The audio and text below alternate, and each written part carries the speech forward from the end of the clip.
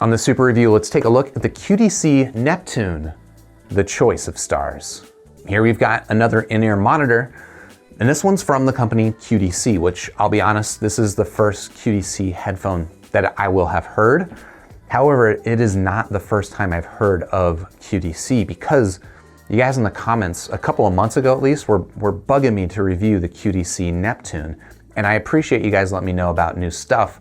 Unfortunately, a couple of months ago, when I looked to buy this thing, it was only available on their website and shipping cost was $120 to the United States, which is kind of a lot for shipping, frankly. That said, I have been keeping an eye out on Amazon, and finally these things showed up on Amazon with free shipping. So I decided to go ahead and take the plunge.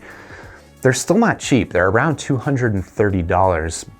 But if you look at QDC's website, these are actually on the low end of what they sell. In fact, this is probably their entry-level headphone because on their website, they've got some IEMs that cost over $2,000, and I'm not ready for that quite yet, but I do think I am ready for the QDC Neptune, which is a single balanced armature headphone that frankly just looks really attractive. That said, I'm not sure what this thing's gonna sound like, so let's go ahead and open up the box. We'll find out what we get inside, and then I'll spend some time listening to this headphone and come back and let you know, what do I think?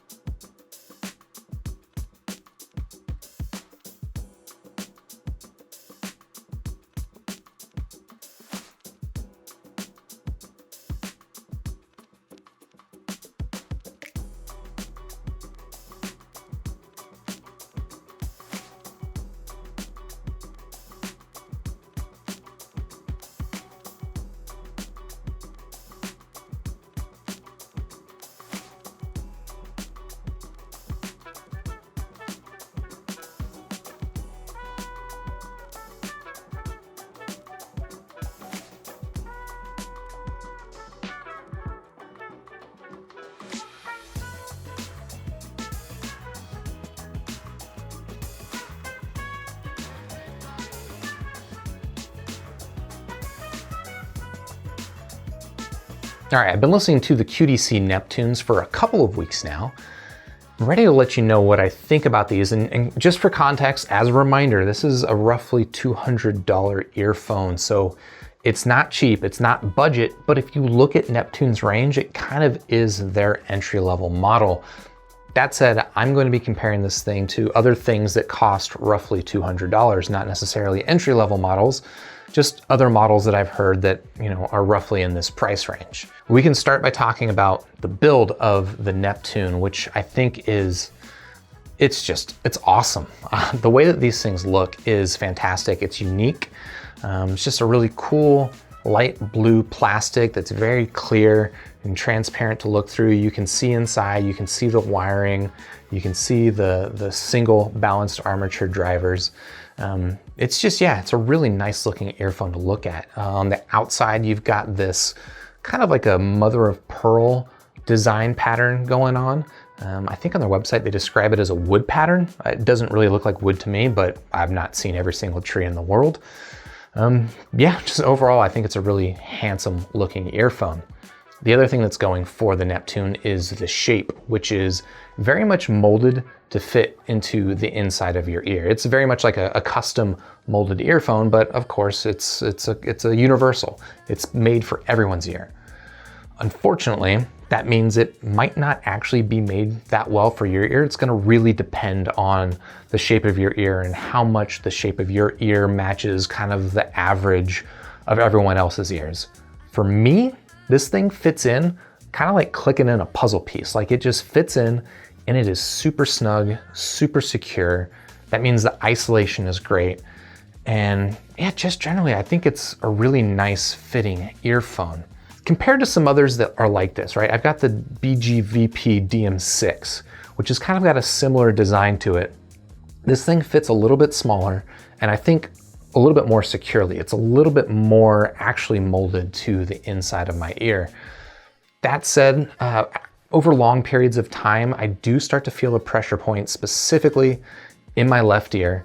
And it's not because, you know, there's a fault in the design or a fault in the build or anything like that. It's just that when you're making something this opinionated as far as a shape, really, you know, your mileage is going to vary depending on the shape of your ear. The cable that comes on the QDC Neptune is, I would say, a very nice cable, but it's not especially plush.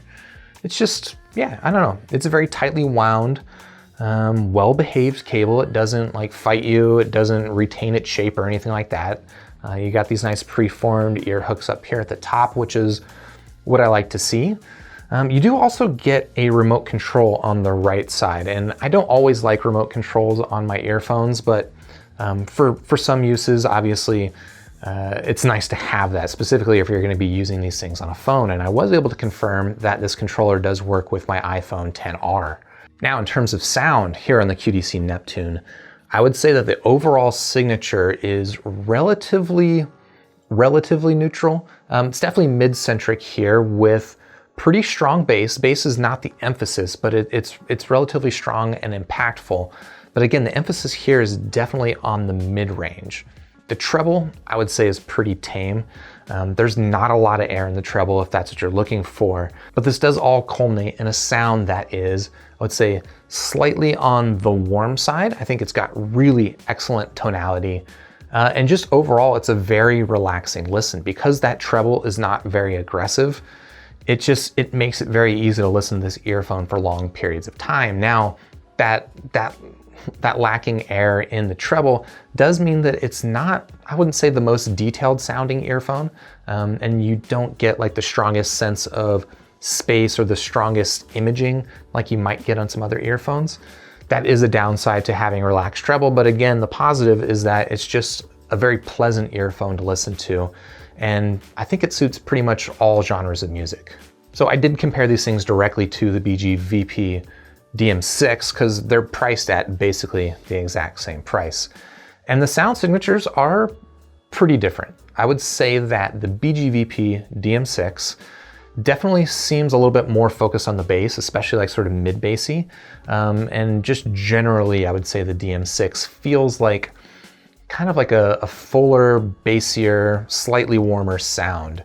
The DM6 also has a lot more emphasis in the treble, so you do get that sense of detail, and I would say a much bigger sense of soundstage than you do with the Neptunes here. I think the trade-off is that the Neptune is tonally a little bit more natural sounding to me than the DM6, and again, just kind of an overall more relaxed listen. Comparing these things directly to the Shozi Neo CP, which is actually one of my favorite, like $150 plus IEMs. The Shozi Neo actually sounds a little bit more like a V when you're listening to it compared to these. I think in kind of isolation, the Neo CP sounds a little bit a little bit neutral, but compared directly here, the bass hits a little bit harder and the treble definitely gives you a little bit more emphasis. And I think it makes the Shozy just sound a little bit more dynamic, a little bit more engaging. You get a little bit more separation in the instrumentation. And frankly, I find the Shozy a little bit more fun. That said, I do think that tonally, these things sound a little bit more natural and these things still feel a little bit warmer sounding than the Shozy CP. And then I also compared the Neptunes directly to the FiiO FA1, which is not in the same price bracket, right? The FA1 actually costs about half what these things cost, but just like the Neptunes, the FA1 is a single balanced armature headset. And kind of interestingly, I think that the FA1 is probably the closest to this set of the ones that I've compared here. That said, the tuning is different. The tuning on the FA1, I would say, leans more toward the treble, and I think these things have stronger sub bass. Overall, I think that this sound is still a warmer sound than the FA1, and it feels fuller, whether or not that's what you want, but that is a difference that I would describe with the Neptune. And then tonality, I would say, is relatively similar between the two. The one, I'd say, technical difference that stands out is that sibilance is much better controlled here with the Neptune. So out of 5 stars, I give the QDC Neptune a very solid 4. I think that the build here is definitely above average. The fit and sound isolation, definitely above average here with this earphone. The sound signature is very well executed, very tonally strong. It's got really strong bass impact and a really, really nice mid-range.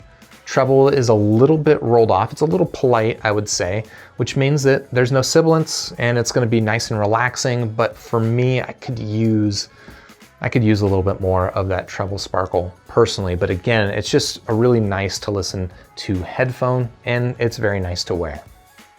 If you're interested in checking out the QDC Neptune, of course, I've got links in the description down below. While you're down there, you can hit the like button for the video if you liked it. You can subscribe to the channel, and then I'll see you on the next Super review.